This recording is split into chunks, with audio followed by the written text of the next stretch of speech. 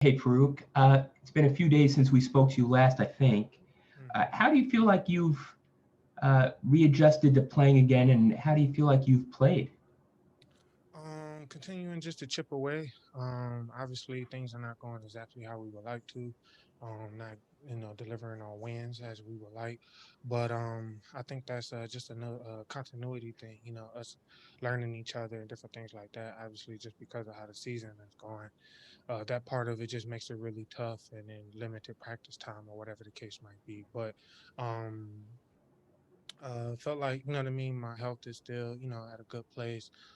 Being able to move around, being able to help my team out and knock down a couple shots. So it's been nice just to, just be back out there and be contributing somewhat. To what degree do you feel like you are at your peak level? Um, yeah, not there yet. I don't know at what degree or how to quantify it necessarily. Dan Savage, OrlandoMagic.com.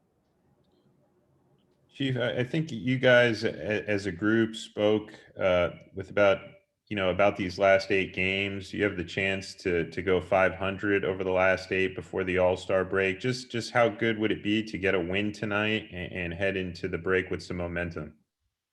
Yeah, win always makes everything feel a little better. So obviously, it would be nice, especially going into the break. It just would be refreshing, make me have a better break. And then, like you said, it would be that we went 500 over the time that we said. I thought we could have probably went maybe 5-3 or whatever the case might be. But we're at where we're at now, and we would love to, end it on a high note. Josh Robbins. As someone who is from Atlanta, do you get a little extra adrenaline playing the team, your hometown team? Even though you were a veteran and have done it many times before, I know Yeah. it's not something that's brand Like new to you. playing, possibly playing in Atlanta, because I'll just see family and different things like that. But not just playing the team itself. You know what I mean? I didn't have really any nostalgia about the Hawks growing up or anything like that. Like I just always was whatever team was in the city. I just said I was a fan, but I wasn't a big fan growing up or anything like that. I can't admit. Dan Savage.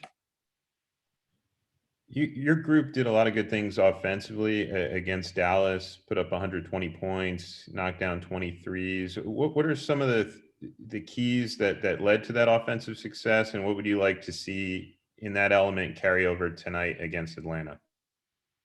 Um, uh, I mean, some of it just, guys hitting shots or whatever the case might be.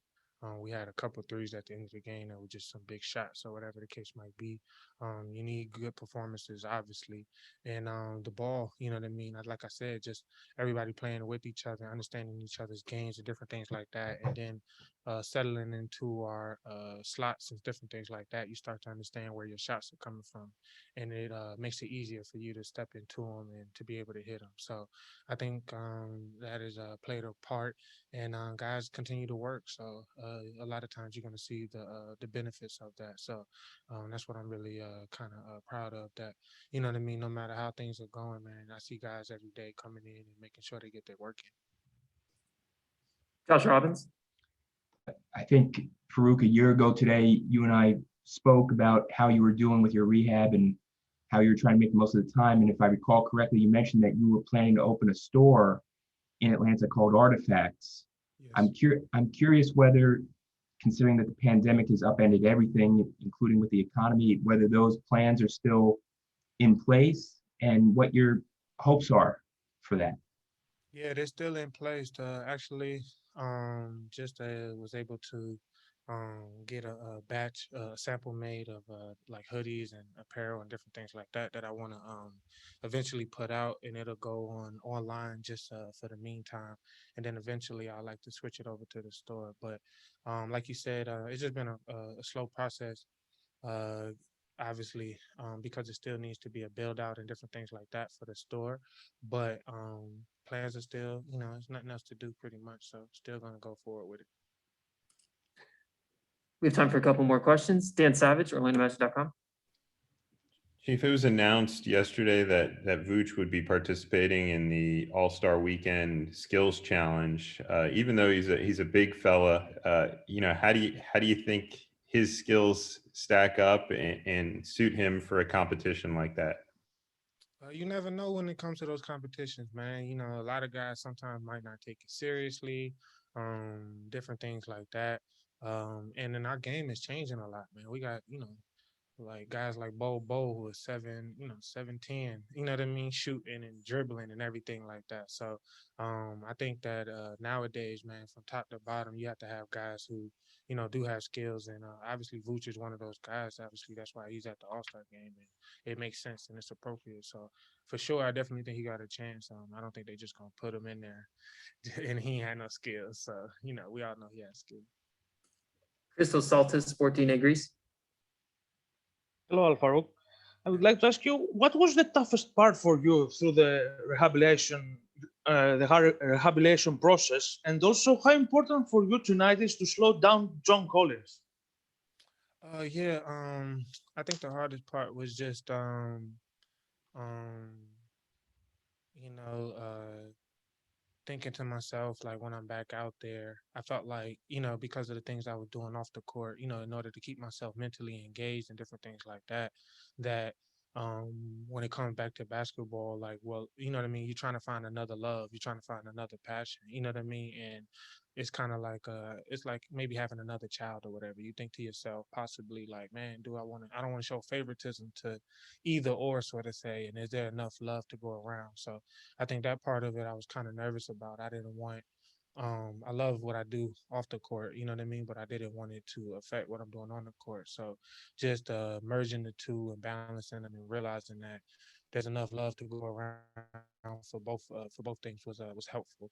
And stopping John Collins is a team effort. I mean, all these guys are very talented, and obviously, you know what I mean. There's little tricks to the trade that I'm gonna do, obviously, but he rolls very hard and different things like that, and he plays above the rim. So we definitely want to make sure that he doesn't get any angles to be able to jump and use his athleticism and different things like that, and try to keep him floor bound. But sometimes it's easier said than done.